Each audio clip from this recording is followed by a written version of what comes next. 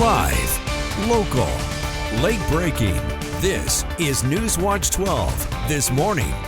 Good morning. The time is 6:30 on November 26th. Welcome to Newswatch 12 this morning. I'm Carlos Murrieta. We're taking a live look out at Phoenix from Garrison's home. We first want to turn over to Storm Tracker 12 meteorologist Sarah Kress for a look at our Wednesday. And Sarah, I just want to point out first that beautiful photo of the sunrise. That's something we do not get to see every day, and to see that, that's beautiful. So thank you, Lisa, for sending that in. I know, a very beautiful picture for us. I'm giving you guys some zen before maybe a hectic travel day, but we don't get to see the sunrise with you guys in the morning anymore. So thank you for sending in your photos. But Mount Shasta looks absolutely stunning. Sunrise, I've seen lots of sunset photos, so thank you for being some early risers. But for today, we're starting off with more clouds passing across the region. Should decrease throughout the morning, and then we'll be left with brighter skies into our afternoon. The clouds may linger a little bit longer into the Rogue Valley, but brighter sky conditions, especially into Northern California, also along the coast today. Sunrise at 7:15 this morning, if you can get out and catch one of those pictures. But in general, for today, a very chilly start to your morning. Well, you could see some clouds and valley fog developing right around sunrise time, but I'm not expecting fog to be the huge problem this morning. We will have clouds decreasing for brighter skies into your afternoon, mild high temperatures. And here's a look out at that visibility. Looking pretty great. One thing that a lot of us are going to be doing today is travel. And notice how into southern Oregon and northern California, conditions look great and we're staying dry. But if you are heading along I-5, making your way north, especially between Eugene and Portland, expect to see impacts with rain, just some wet road conditions. And if you can hold off a little bit into the afternoon and don't want to hit that rain, that's when we'll see a little bit of that clearing. Now, tomorrow we are expecting to get hit by a system, not though going to look like it is going to be a washout by any means for us. So if you have to travel tomorrow, it is looking like it is going to be pretty great for southern Oregon, northern California. But back to this morning, temperatures are starting off pretty chilly for us. 33 to Klamath Falls, 30 for Montague, 44 over into Medford. And then here's a look at those afternoon high temperatures. Looking pretty mild for us, even areas east side making it up into the 50s. I know what to be expected for Thanksgiving and is on a lot of our minds, but I'll let you know what you can expect with that system moving in tomorrow. Coming up next. Carlos? Thank you, Sarah. In our top story this morning, Governor Tina Kotek has responded to Newswatch 12 as we're learning new information about a rapidly growing petition effort to refer Oregon's new gas tax increase to voters. Now, the group No Tax Oregon says volunteers have gathered more than 150,000 signatures in just over 1 week. The signatures are part of a referendum petition, which, if enough are collected, would force the new tax and fee package passed during the recent emergency session onto a statewide ballot for voters to decide. In a news release, Chief Petitioner Ed Deal said, "We are making Oregon history. This is the largest volunteer signature effort the state has seen in years, possibly ever. Oregonians want the right to vote on these taxes and fees, and they know Salem is not representing their interests." Other petitioners also pointed to the financial impacts on families, saying the new gas tax could cost some households with $300 to $600 more a year. The group says it plans to continue gathering signatures and expects to double its initial goal. Governor Kotek's office sent us a direct statement saying if the Secretary of State ultimately certifies that the petitioners have gathered enough signatures, the emergency funding that the legislature provided to keep Oregon's roads, bridges, and transit systems safe and working will be suspended immediately. The proponents of the referral do not have a viable backup plan for making sure Oregonians have basic transportation services. Please ask them to explain their plan in detail. And moving on to the School Watch, the Oregon Department of Education released the Oregon statewide report card revealing how students and schools are working to achieve academic goals.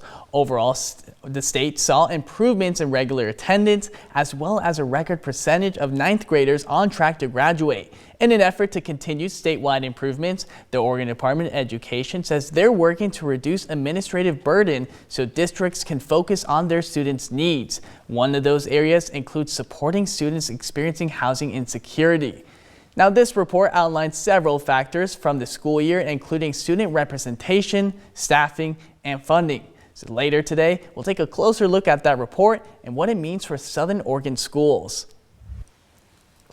New this morning from the U.S. Interior Department, major national park access changes will be taking effect on January 1st, but Crater Lake won't be impacted by the new international surcharges. New digital America the Beautiful passes will be soon available through recreation.gov. The updated fee structure gives U.S. residents lower prices while non-residents pay more, including $100 surcharge at 11 of the most visited parks. The department is also adding resident-only fee-free days next year and expanding motorcycle access, letting one pass cover 2 bikes. And new information this morning, preliminary numbers show a strong salmon return on the Klamath River following the historic dam removals. Data from the Sonar Fish Counting Station, which is below the former Iron Gate Dam, shows nearly 10,000 adult salmon moved upstream between September 12th and November 14th, 30% higher than last year. The busiest day was on October 9th, with 681 fish recorded. Cal Trout says the run was highly compressed, with most fish moving through in just 25 days. The numbers comes from hand counts and AI modeling developed with the Care Rock tribe and more than a dozen partners. And Thanksgiving cooking takes many steps, and skipping one could cause a major trouble for your pipes, wallet, and even local rivers. Newswatch 12's Danny Stepanovich shows us why you should think twice before pouring grease or oil down your drain. It may look harmless, but experts say pouring leftover turkey grease or cooking oil down the drain can harden in minutes and could cause problems you don't want in your home or community. It actually cools quickly and solidifies into this waxy plug. If the pipe is clogged, nothing can go through it, and it's not just difficult for your own pipes, but it goes into the city's public sewer lines, and it's a huge pain for your municipality and for your wallet. Once these blockages hit the sewer system, workers have to literally break them apart before they spill into natural waterways. Turkey grease doesn't disappear, it just relocates. And whatever goes down your drains ends up in our shared water system. A lot of bacteria, a lot of bad chemicals that don't belong in that water system. But disposing of grease safely is simple. Let it cool and scrape it into a container or foil you're already throwing out. Small amounts can even be reused for cooking or for fire starters. It's using the entire ingredient that you have. If that's a whole turkey, we would stir, the drippings back into stuffing and gravy and things like that. So ideally, it doesn't go into the landfill. With nearly 200 million gallons of grease generated nationwide this week alone, reusing your grease can prevent sewer backup and protect local rivers. In Medford, Danny Stepanovich.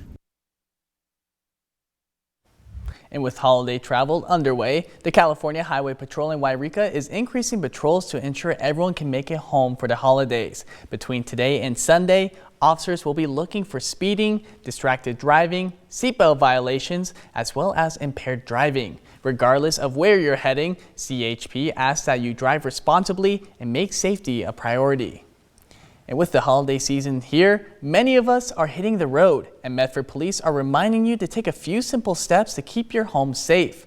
Police suggest using light timers, keeping curtains closed, and not letting packages pile up. Even a few lights on can make your home look occupied. Police also say if someone knocks, trust your instincts. Burglars often target easy homes, not alert ones. The goal is to make your home less attractive so intruders keep walking. And on Monday, a Jacksonville restaurant cooked 1,000 meals to give to local support groups, who will pass them along to people in need. Newswatch 12's Oscar Rodriguez was there to see how they're packaging those meals. Chef Amelia Zabaldo arrived around 6:30 in the morning to get a head start, but volunteers showed up at 10, all with the goal to pack 1,000 meals by the end of the day. Everyone lined up down the table and placing portions of turkey, green beans, stuffing, and a piece of chocolate cake into the tray. It's the classic, just down the line, just scoop, scoop, scoop. Everybody stay in their position, do their part, and it's amazing how it's ran smooth. All the food would be given to several local community groups throughout the Rogue Valley. Axe is among those receiving one of the most at 325 trays. 325 right here. They will be distributed to people in need this week.